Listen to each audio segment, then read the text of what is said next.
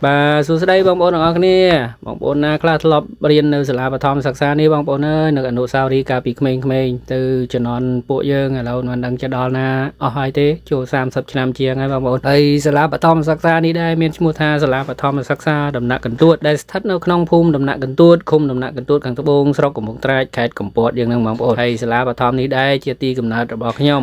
កាលពីជីវិតនៅកុមារភាពគឺជាពេលវេលាមួយដែលពោពេញទៅដោយភាពបរិសុទ្ធស្នាមញញឹមនឹងការចងចាំដែលមិនអាចបំភ្លេចបានក្នុងចំណោមអនុស្សាវរីយ៍ទាំងអស់គឺគ្មានអ្វីប្រៀបផ្ទឹមនឹងអនុស្សាវរីយ៍ដែលបានកសាងឡើងនៅក្រោមដំបូលសាលាបឋមសិក្សានេះទេសាលាបឋមសិក្សារបស់ខ្ញុំគ្រាន់តែនឹកដល់ឈ្មោះនេះខ្ញុំក៏ធ្វើឲ្យចិត្តខ្ញុំរំភើបនិងនឹកដល់កលៈទេសៈដ៏សែនមនោរម្យនៅទីនោះផងដែរដូចនឹកឃើញការនៅពីក្មេងចឹងបងប្អូនcònតែនឹកឃើញឈ្មោះសាលាយើងមើលឃើញអនុស្សាវរីយ៍យើងដែលធ្លាប់បានធ្វើជាមួយគ្នាចឹងណា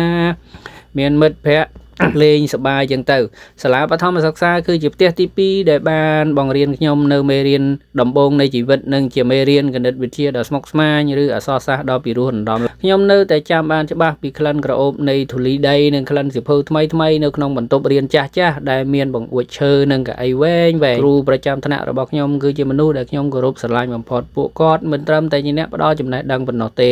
ថែមទាំងជាអ្នកណែនាំផ្ដល់ភាពកក់ក្ដៅនិងជាអ្នកលើកទឹកចិត្តផងដែរអនុស្សាវរីយ៍ដែលពិសេសជាងគេគឺមិត្តភ័ក្តិដែលតែងតែនៅក្បែរគ្នានៅពេលលេងល្បែងប្រជាប្រិយនិងលេងល្បែងកម្សាន្តជាមួយគ្នានៅក្រោមដើមឈើធំក្នុងទីធ្លាសាលាស្នូជើងរត់លាយឡំនឹងសម្លេងសើចកាកកាយបានคล้ายទៅជាបទភ្លេងដ៏ពិរោះនៃវ័យកុមារភាពរបស់ពួកយើងពេលខ្លះយើងបានចែករំលែកនំចំណីដ៏តូចមួយជាមួយគ្នាដែលជាសក្ខីភាពនៃចំណងមិត្តភាពដ៏ស្មោះត្រង់ការស្រឡាញ់និងមិត្តភាពដែលក្មេងៗមានចំពោះគ្នាគឺជាអារម្មណ៍ពិតនិងបរិសុទ្ធបំផុតដែលខ្ញុំធ្លាប់មានសម្លេងជួងប្រាប់អំពីម៉ោងសម្លេងជួងសាលាគឺជាសញ្ញាដែលគ្រប់គ្រងពេលវេលារបស់យើងសម្លេងជួងពេលព្រឹកគឺជាការចាប់ផ្ដើមនៃដំណើរការផ្សងព្រេងថ្មីសម្លេងជួងពេលសម្រាកគឺជានាទីមាសនៃការលេងសប្បាយហើយសម្លេងជួងនៅពេលល្ងាចគឺជាសញ្ញានៃការចែកផ្លូវគ្នាពេល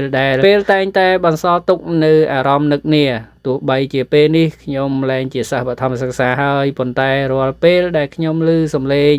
ជួងប្រហាក់ប្រហែលគ្នាខ្ញុំតែងតែនឹកដល់អនុស្សាវរីយ៍ទាំងអស់នោះជីវិតនៅសាលាបឋមសិក្សាគឺជារឿងរ៉ាវដ៏ស្រស់ស្អាតដែលខ្ញុំតែងតែត្រឡប់ទៅទស្សនាម្ដងហើយម្ដងទៀតនៅក្នុងគំនិតរបស់ខ្ញុំវាបានបង្កើតនិងបង្រៀនខ្ញុំពីរបៀបរស់នៅជាមួយមនុស្សជុំវិញខ្លួនបង្រៀនខ្ញុំពីតម្លៃនៃមិត្តភាពនិងចាក់គ្រឹះសម្រាប់អនាគតរបស់ខ្ញុំអនុស្សាវរីយ៍ទាំងនេះនឹងនៅតែស្ថិតស្ថេរជានិច្ចជាកំណប់ទ្រព្យដ៏មានតម្លៃនៅក្នុងបេះដូងរបស់ខ្ញុំបាទសម្រាប់បងប្អូនទាំងអស់គ្នាវិញគិតយ៉ាងម៉េចដែរហើយនៅបានចាំអនុស្សាវរីយ៍ទាំងអស់នេះដែរឬទេបងប្អូនអើយហើយឥឡូវដល់ណាដល់ណីហើយសម្រាប់ខ្ញុំអនុស្សាវរីយ៍នៅបឋមសិក្សាគឺវាមានន័យបំផុតសម្រាប់ជីវិត